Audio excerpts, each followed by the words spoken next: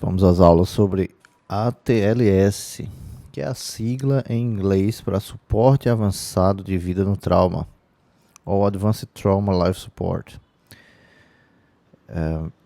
Todas as aulas serão em relação à 10ª edição atualizada de 2018. Então, primeira aula introdutória. Uma breve apresentação. Esse sou eu. Meu nome é Franklin Andrade, eu sou cirurgião geral e cirurgião vascular. Também sou instrutor do curso ATLS, que é o Suporte Avançado de Vida no Trauma, do Colégio Americano de Cirurgiões. E também sou professor concursado da Universidade Federal de Campina Grande, campus de Cajazeiras, que é uma cidade no interior da Paraíba. Alguns esclarecimentos importantíssimos de serem ditos. O livro do ATLS da 10ª edição será o guia para todas as aulas. Tentarei resumir os capítulos da melhor forma. Todos os slides foram feitos por mim. O que quer dizer isso? Como eu sou instrutor do ATLS, nós instrutores temos acesso aos slides do Colégio Americano. E é proibido, por contrato, nós reproduzirmos esses slides e nós divulgarmos também, a não ser no curso. Então, eu não divulgarei qualquer slide ou qualquer imagem do curso do Colégio Americano, do qual faço parte como instrutor. Impossível eu fazer isso. Certamente eu seria punido e aí não seria inteligente. E eu adoro ser instrutor do ATLS. Portanto, as aulas são basicamente uma reprodução do meu aprendizado e do meu ensinamento em cada tema sobre o ATLS, e eu vou me embasar no livro da 10ª edição. Basicamente isto, o que qualquer professor que tivesse conhecimento na área poderia fazer. Consequentemente, não seria punido por nada. É importante que vocês que assistem essas aulas saibam disso. Nenhum material que está sendo usado aqui faz parte do Colégio Americano. Todo o material foi produzido por mim, sem qualquer reprodução do material do Colégio Americano. Então, todas as imagens são do meu arquivo pessoal ou estão disponíveis na internet. Basta que vocês digitem na busca do site de busca mais conhecido, que é o Google. As aulas que vocês terão aqui jamais substituirão o curso.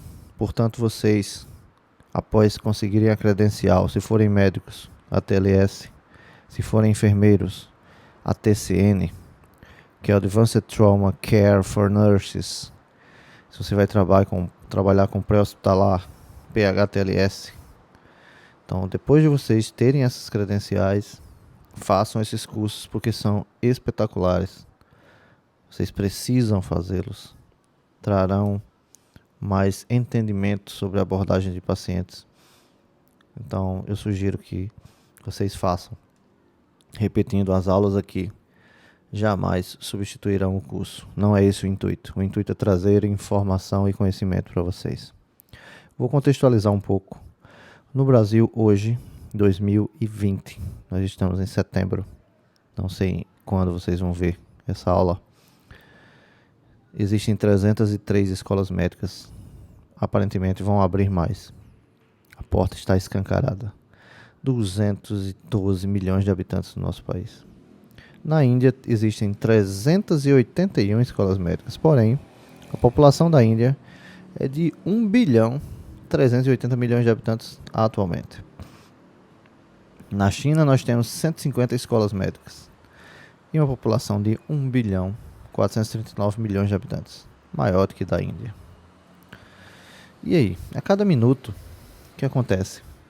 3,9 bilhões de pessoas estão conectadas à internet, ou seja, 48% ou mais da população mundial. Isso foi em 2018. No Instagram havia 49.380 fotos. No YouTube havia 433.560 vídeos sendo assistidos. No Twitter, nessa época que foi feito esse estudo aqui, 473 mil tweets enviados. No LinkedIn, 120 perfis profissionais criados a cada minuto. E 5,3 bilhões de pessoas no ano de 2023, ou seja, 66% da população mundial terão acesso à internet. Esses aqui são os dados embaixo. E daí? E daí que é muita informação. É muita informação e muito conhecimento. No meio desse conhecimento você tem conhecimento útil e conhecimento inútil. O volume de dados entre 2014 e 2016 foi o maior de todos os dados de toda a história da humanidade. Tem essa noção?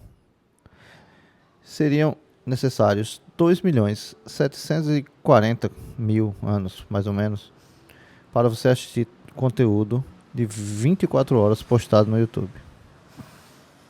De 24 horas. É impossível. Então existe muita informação e conhecimento. Como existe isso, é necessário que a gente selecione a informação. É necessário que nós saibamos o que é conhecimento, saibamos o que é ensinamento, saibamos o que é informação que vale a pena ser aprendida, ser divulgada. E é necessário também, por conta de tanta informação, que nós, como professores, facilitemos o aprendizado do aluno. E é por isso que eu estou aqui. Um pouco de história para vocês. No ano de 1976, nos Estados Unidos, no estado de Nebraska, um avião que carregava um ortopedista, sua esposa e 4 filhos caiu no milharal. A esposa faleceu. Ele, o ortopedista, ficou gravemente ferido. Seus filhos também, 3 dos 4 feridos e um com ferimentos leves. E ele conseguiu, nesse milharal, até ser atendido por uma equipe de profissionais da saúde, prestar um atendimento básico, porém eficiente, aos seus filhos e a si. E depois, ele notou que quando chegou no hospital, nesse hospital rural, o atendimento foi péssimo. As pessoas não sabiam como proceder. De forma que ele, depois de tratado de todas as lesões, viu que havia alguma coisa no sistema que estava errada. E se havia uma coisa no sistema errada, o sistema devia ser mudado. Porque ele conseguiu prestar uma assistência melhor, sem condições, no meio de um milharal, o avião tendo caído, comparando-se com o hospital rural para onde ele foi levado. Então, depois disso, uniu-se a vários médicos e foi idealizado e depois colocado em prática em 1979 o primeiro curso, Suporte Avançado de Vida no Trauma. E daí? Objetivava um atendimento aos pacientes vítimas de trauma. Nesse curso, não era mais importante tratar todas as lesões. Não era mais importante tratar a lesão mais grave. O que era importante era identificar inicialmente e tratar as lesões que matavam mais rápido os pacientes. Isso é muito importante. Não interessa se você tem uma lesão grave, a gente vai entender isso mais adiante. Você pode ter uma lesão mais simples, que mata mais rápido, e aí você não vai ter tempo para tratar, não vai ter tempo de tratamento para a lesão mais grave. E aí, depois disso, foi idealizado o famoso mnemônico ABCDE, que a gente vai falar mais adiante. Então, o que acontece na 10ª edição da TLS? Como público-alvo, nós temos médicos e concluintes do curso de medicina. Eu sou enfermeiro e gostaria de fazer o ATLS. Você não vai fazer porque é feito para médico. Mas existe a versão do ATLS para enfermeiro que é chamada ATCN. Advanced Trauma Care for Nurses. Já falei aqui nessa apresentação. O curso é feito durante 2 dias, hands-on. Você tem práticas. São 16 alunos. Você tem um certificado do American College of Surgeons, Colégio Americano de Cirurgiões. E esse curso é válido por 4 anos. Carece de atualização a cada 4 anos. Qual é o objetivo do TLS? Oferecer uma proposta de atendimento organizado e um método seguro e eficaz no diagnóstico e tratamento de lesões ameaçadoras à vida. Veja que eu não estou falando lesões graves. lesões que ameaçam a vida do paciente de forma imediata. Também tem como objetivo auxiliar o profissional médico no entendimento do trabalho em equipe. No ATLS acontece tudo ao mesmo tempo. O ABCDE, como nós vamos ver, organiza os pensamentos, porém, tudo é feito ao mesmo tempo. O trabalho em equipe é muito importante. Também tem como objetivo auxiliar o profissional médico na decisão de transferência, e essa transferência não é qualquer uma, é uma transferência correta, ou seja, o paciente vai ser transferido da melhor forma, com o melhor status hemodinâmico, para o local ideal. De nada adianta eu transferir um paciente com a lesão craniana para um local que não tem neurocirurgião. E também propor uma linguagem universal, e já conseguiu. O ATLS hoje é aceito mundialmente com a linguagem universal para tratamento, identificação de lesões e tratamento dos pacientes durante a primeira hora. Isso é muito importante, foi um grande avanço e nós vamos ver isso mais adiante. Mas por que eu devo aprender o método do ATLS? Ora, cerca de 5,8 milhões de mortes acontecem a cada ano. Isso, se você for comparar com outras doenças, significa 32% a mais do que a soma de pacientes que morreram de malária, de AIDS e de tuberculose. É mais do que as três juntas. Cerca de 10% de todas as mortes acontecidas em um ano advém dos pacientes vítimas de trauma.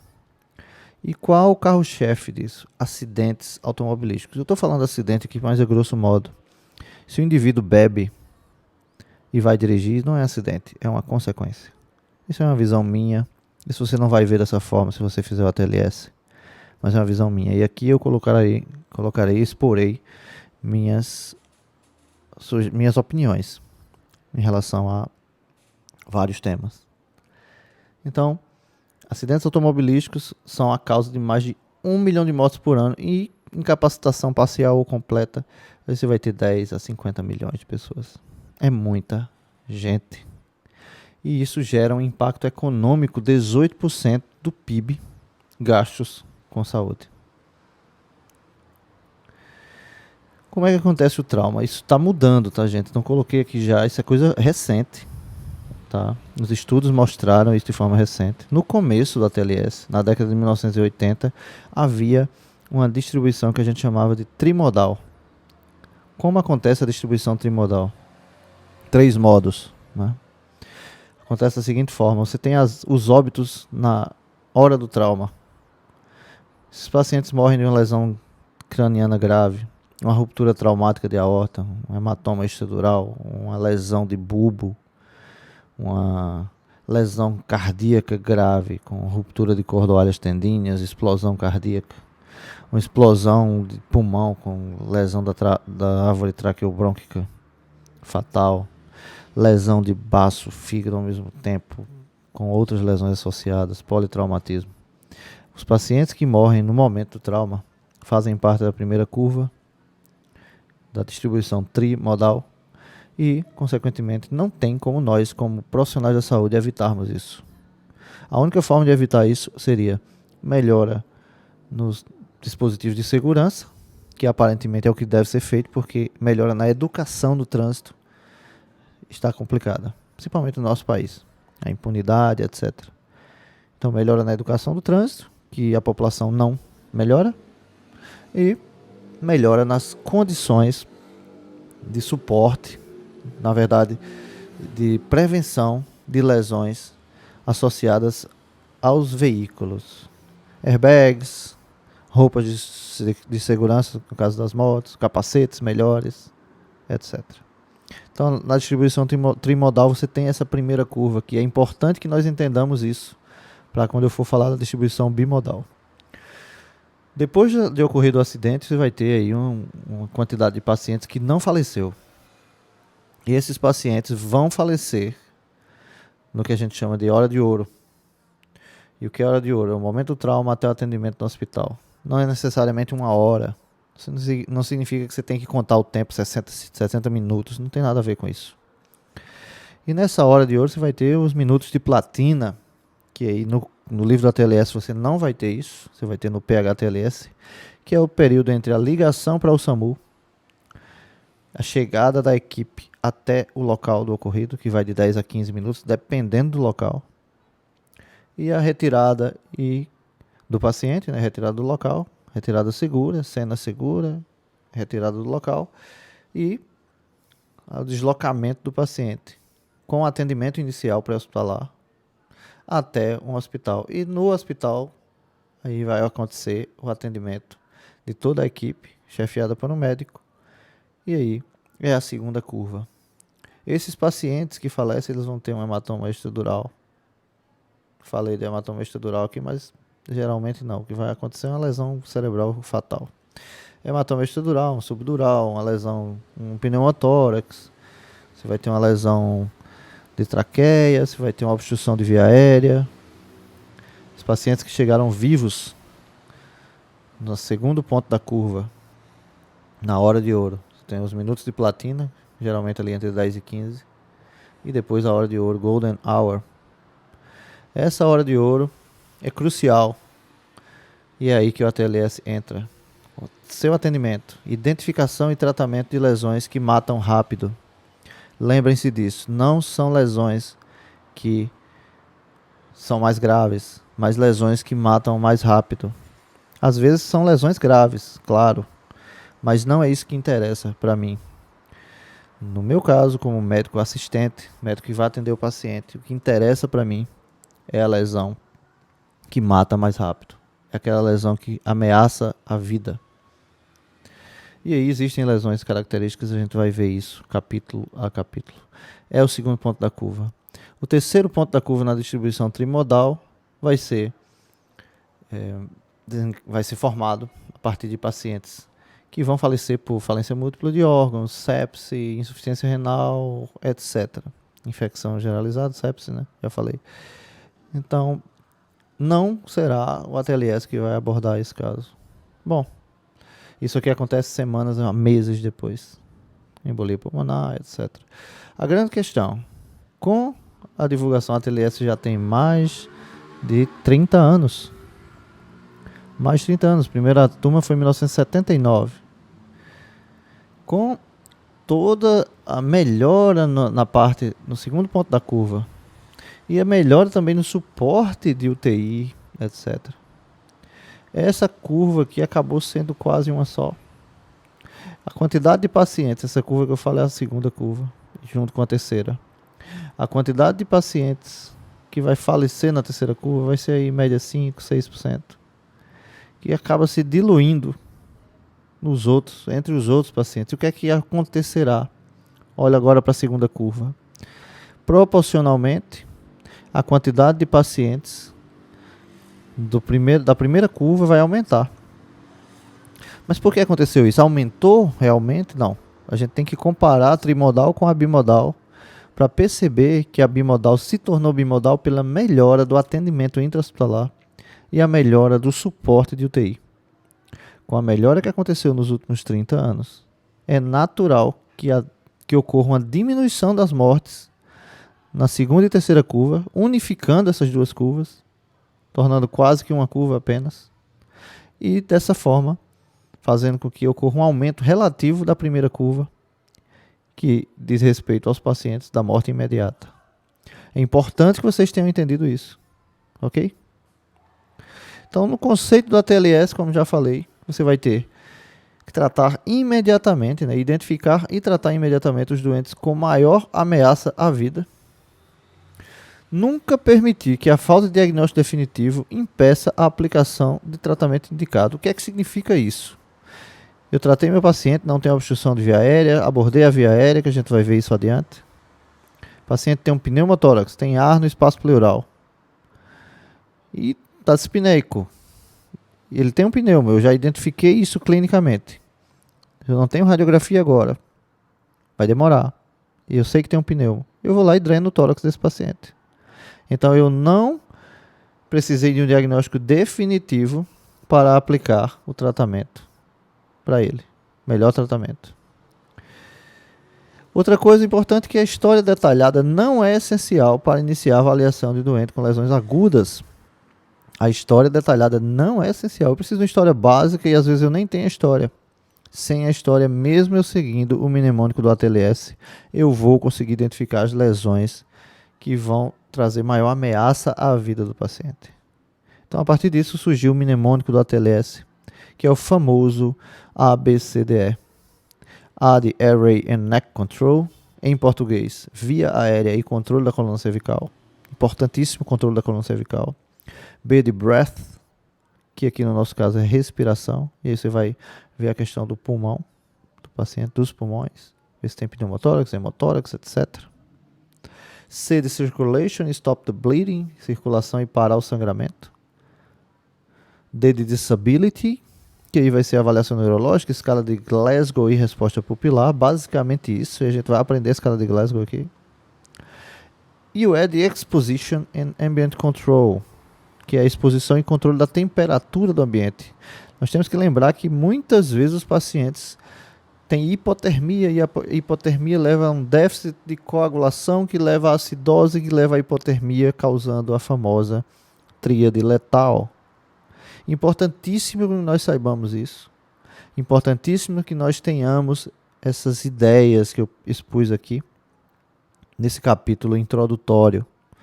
Por favor, leiam o livro. Pode ser da 9ª edição, nada mudou em relação ao que eu falei aqui. 9ª edição, 10ª é igual ao que eu falei até agora. Ok? Então esses são os meus canais.